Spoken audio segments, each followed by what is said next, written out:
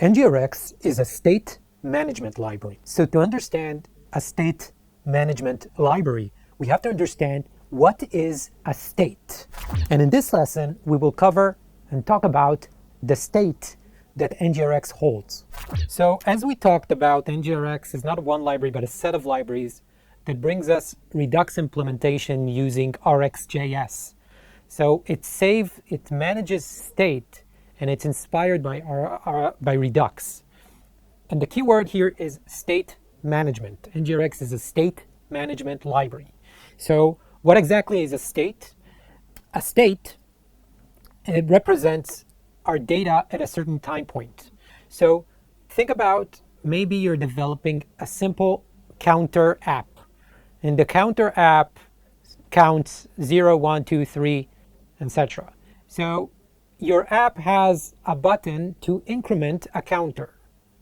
So if we look what is a state in our app, so our state holds the data, holds the memory, the counter value. So our state at the beginning is counter 0. So state at the beginning S0, the counter is 0. And then when the user clicks a button, performs an action to increment the counter, our app is transitioning from S0 to state 1, to the next state, S1, where the counter is incremented and now equal to 1. So a state, our app starts with S0, moves to S1, moves to S2, S3, as the user moves along in our app. And NGRX holds the current state, the last state. So basically what the counter is currently displaying. But our app actually did quite a few transitions from the first initial state to where it is now. So think about a state as the data in a certain time point. And the state is simply an object. So our state is a serialized object. Let's open the IDE for this and let's have a state, create a state example file. Our state, let's create a variable called state0, which holds a simple object and a counter equals to 0. Notice that our state is a simple JavaScript object. This object is serialized. So serialized means that you do not save in the state object, you do not save, for example, a class or a function. Serialized means data that you can save and restore easily.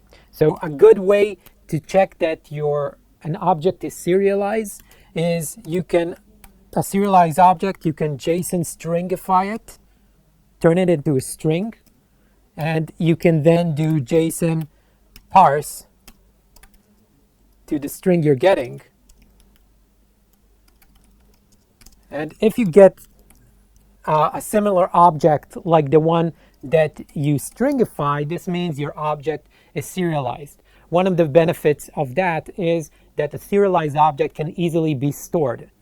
So one of the advantages of using NGRX or Redux is the fact that you can store the state of the user and later easily restore the user to the same place that he left, to the same state. So our state is an object, a serialized object. So at the beginning, our counter was 0, and then we moved to the next state where our counter is incremented to 1. Okay, so and NGRX saves the latest state. So if the user clicked the button once and the counter is 1, NGRX will save a JavaScript object with a counter equal to 1. Okay, so let's continue on. So as we said, state is a serialized JavaScript object.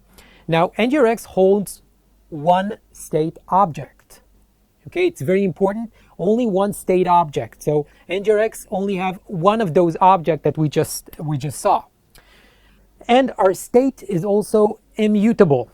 Okay, immutable, this means that NGRX holds the state, but you cannot access the state and then go to counter and then give it a value. You cannot do this. You cannot change the state object that NGRX holds. In order to perform a change, you have to replace the entire object. So you're giving NGRX an entire new object with counter 2. Okay, so our state that NGRX holds is immutable. You cannot change it. You have to replace the entire state with a new one. Okay, so we mentioned that the NGRX hold one state. Our state is immutable. Now, let's examine a simple application where the user can log in and what happens to the state. So, for example, a login application. A login application where the user is presented to enter his email and password, and then he can log in to his account. So our state at the beginning of the app, when the user did not log in yet, our state might hold an object with a user key equal to null. Every app begins with an initial state. Okay, you have to have some kind of object with data in it, even if it's a key with null value. And then the user logs in, and then our state is replaced to a new state where the user first name equal my name Yariv and last name Katz. So you see here that our state started with a user null and then transitioned using something called action, which we will talk about in the next lesson.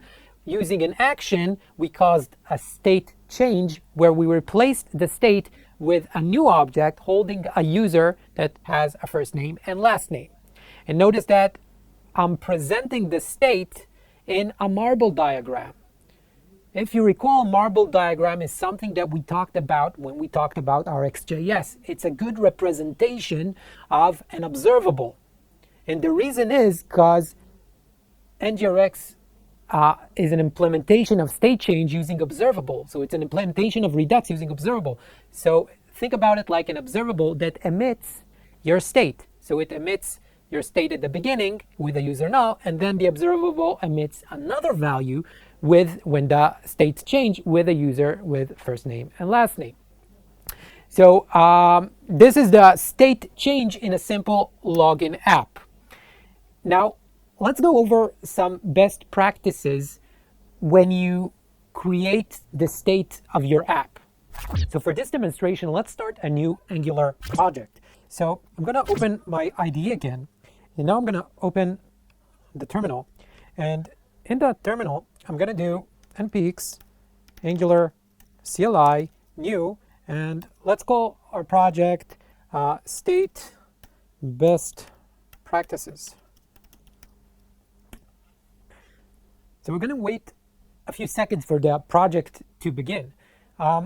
So for this project, I'm not going to use routing, and we're not going to really focus on CSS and styling.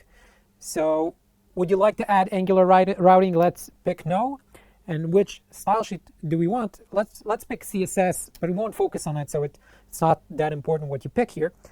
And let's wait a few minutes for our project to finish creating. Okay, so the project Angular CLI finished to create a project.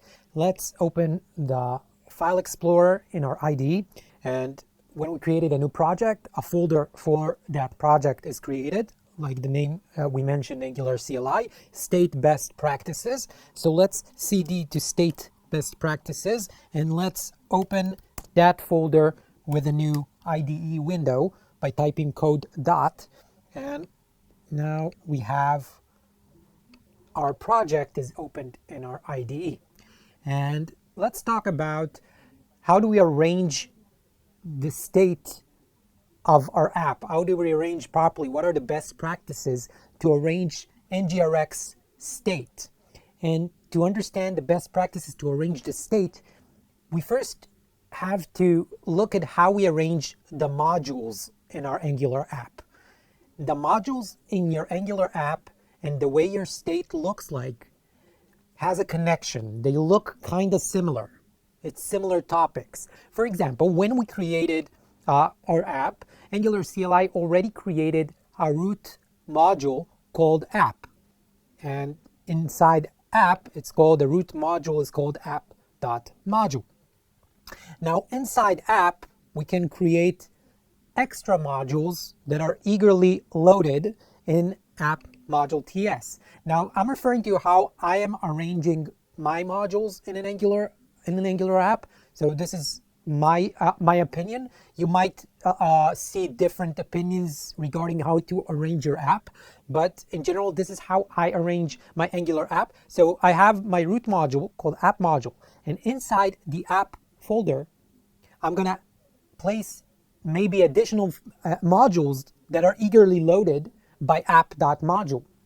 So maybe the app module has a module, eagerly loaded submodule called layout. So let's create npx ng generate generator g module or m, and let's call it layout. So inside app, I now created another eagerly loaded module called layout. So all the modules and modules they're not something that you can say that in your app you will have this exact number of modules. This is kind of dynamic. As your app evolves, you see a bunch of components, directives, services that are related logically to a certain topic, and then you decide to cover them in a module. And then you move along in your app, and then you see a lot of other components, directive services that you can wrap around a certain logic, and you'll wrap them around the modules. So arranging the modules is kind of dynamic. So don't think about how the names of the modules or what modules I'm now placing. Rather, try to see the structure that I'm trying to describe. So the root module, app module, sits in the app, and inside app I might have additional eagerly loaded modules that the app modules is using. For example, I created a layout module. So in the app module, I'm going to say the layout module is eagerly loaded, and I'm going to place it in the imports array of the app module. Okay, and also additionally, we have lazy loaded modules. We don't want to load all the screens that we're creating, all the components, all the directive when the user enters our app. Some of the components, directive services, we want to lazy load them. So the lazy loaded modules I'm placing next to the app, not inside the app where it's the eagerly loaded modules that app is using. The lazy loaded, for example, let's say we have a settings module for all the settings screen of our app. The settings is not something that the user always enters, so we want to lazy load those screens. So I might create an additional npx ng generate module, and this I'm going to put one folder back, so it will be next to the app. And now we see a settings module is created, and this will be lazy loaded as the user enters the settings screen. Also, sometimes the app module, the settings modules, they sometimes share modules. For example, the settings and the app might both use forms module. So it's common to also create a common module, so a shared module. So I'm going to create ng generate module, and I'm going to call it shared. And now we have app, settings, and shared. And shared might contain stuff like, for example, forms module, which we need to import from Angular forms module. And the shared module can import forms module, which both the app module and the settings module are using, and then they don't need to do the import for forms module as well. All you have to do is add an re-export the forms module. And now both the app module can, instead of import the forms module, they can import the shared module. And this can also you can also add additional module to the shared module, and you don't need to re-import. So you can add the shared module reactive forms module and other modules that you need to import often, and you can place them in shared module. The same for settings. Instead of importing forms module, you can simply import the shared module. Okay, so why are we talking about how to arrange the modules when we actually want to talk about the states? Because both the modules and both the state are kind of connected.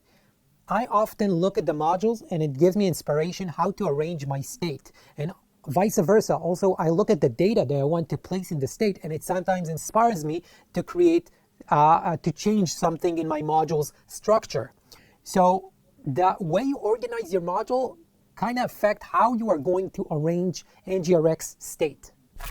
And why is that? Because every module in your module structure can decide if it wants to add something to the state.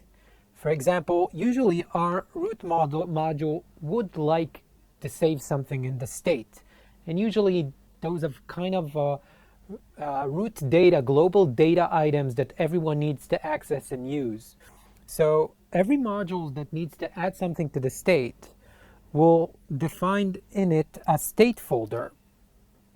And in that state folder is under our app. And in that state folder, we're going to create a file named app.state.ts.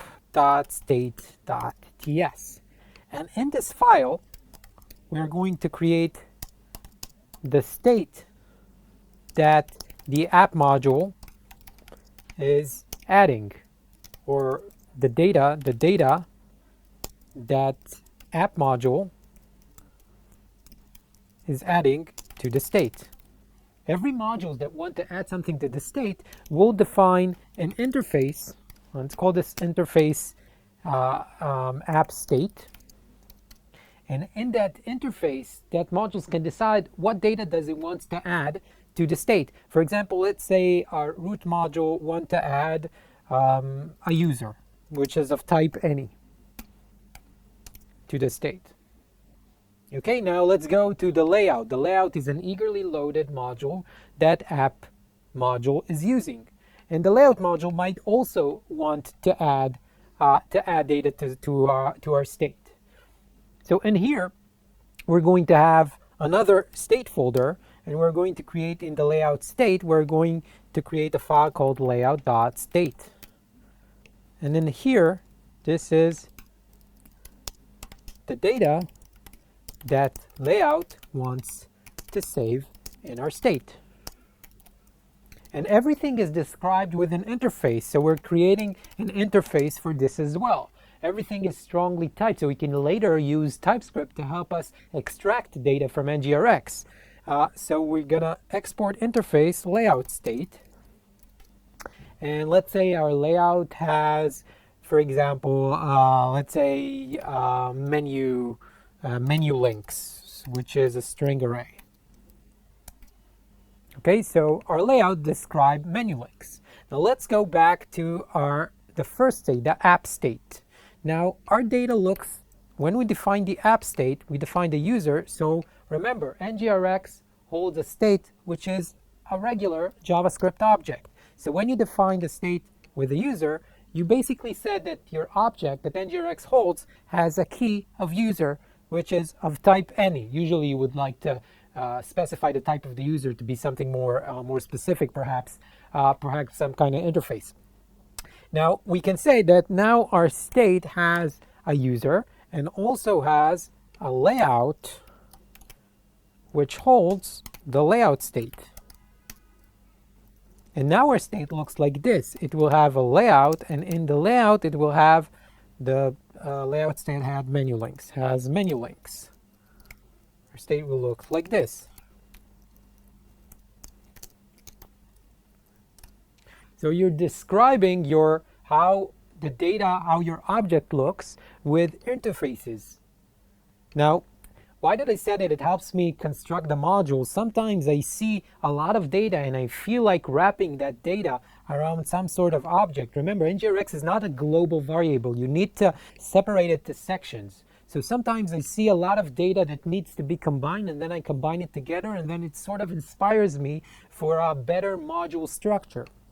Now the thing is, the modules and state are connected as well with the lazy loading modules. Remember that JavaScript object that NGRX holds, that state object, is held in memory.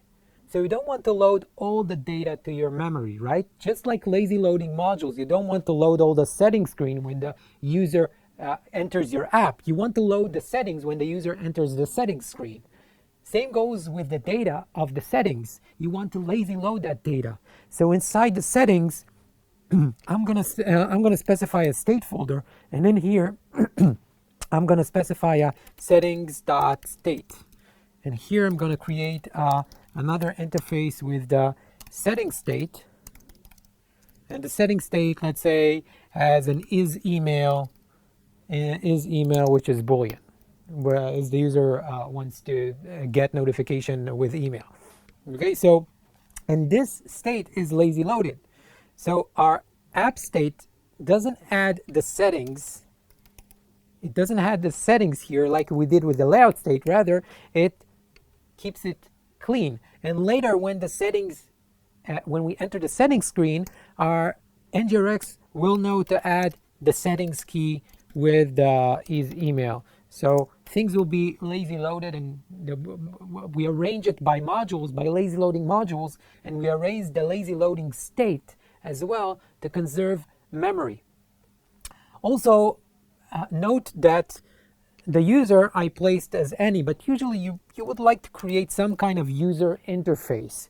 But notice that our NGRX state needs to be serialized. So don't save in your state instance of classes. Okay, or bear in mind that if you save the instance of a class, when you get it back, it might be just JSON properties. So just avoid saving the class. The point is, you need to save a JSON serialized object so you can later store it maybe in a database or local storage and restore the user to the same point. So also keep in mind that it's best to use a serialized object and not place classes and function that will be hard to save and restore.